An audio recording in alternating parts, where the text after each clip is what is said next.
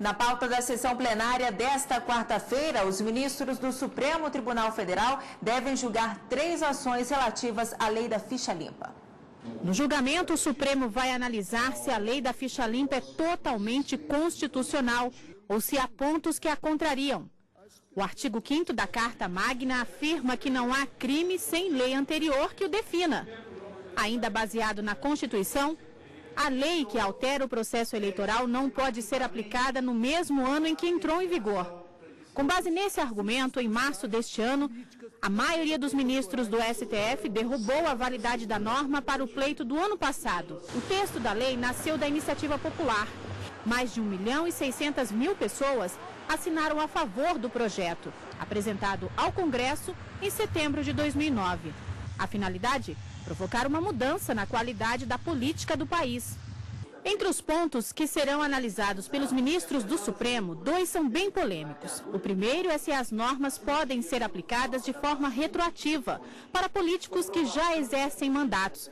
E se a nova lei fere o princípio da presunção de inocência, já que no Brasil todo cidadão é considerado inocente até que se prove o contrário. O texto da ficha limpa toma como base condenações em segunda instância, quando ainda é possível recorrer nas urnas, pois ficarão proibidas, por exemplo, candidaturas de condenados por colegiado e de quem já renunciou a cargo público para escapar de processo de cassação. O relator, ministro Luiz Fux, já apresentou parecer favorável à aplicabilidade do ficha limpa nas eleições do ano que vem. Bom, e vamos conversar agora com a consultora da TV Justiça, Gisele Dantas. Boa tarde, Gisele. Boa tarde. Então, Gisele, atualmente quais são as condições para se eleger no Brasil? Bom, não basta querer se candidatar, é preciso realmente preencher algumas condições. Dentre elas, a própria Constituição estabelece algumas condições de elegibilidade. Quais seriam elas? Ser brasileiro, somente aquele que tem nacionalidade brasileira que pode se candidatar a um cargo eletivo, não pode ser feito então por estrangeiros. Estar filiado a um partido político, ter a idade mínima para determinados cargos, dentre outras questões, como por exemplo a questão de ter também um domicílio eleitoral naquele local em que se pretende concorrer às eleições. Mas o próprio texto constitucional, Ana Amélia, ele também prevê a possibilidade de que por meio de lei complementar se estabeleça outras condições que geram a inelegibilidade do candidato.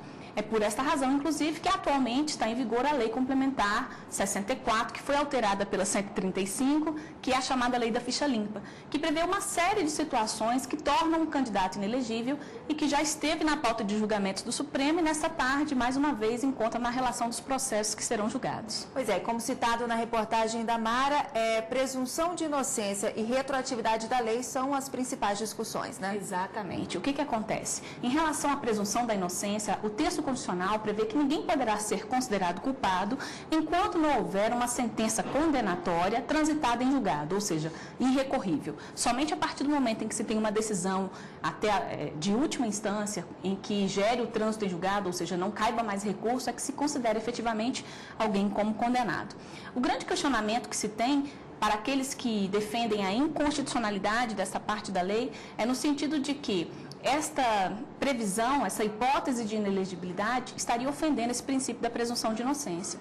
Mas o entendimento que tem sido dado, pelo menos foi o voto do relator, foi nesse sentido, é de que essas situações, elas não são, na verdade, essas condições de inelegibilidade não são questões penais, elas são hipóteses que estão previstas no texto constitucional e que elas vieram para assegurar a moralidade administrativa, a moralidade para o exercício do mandato eletivo.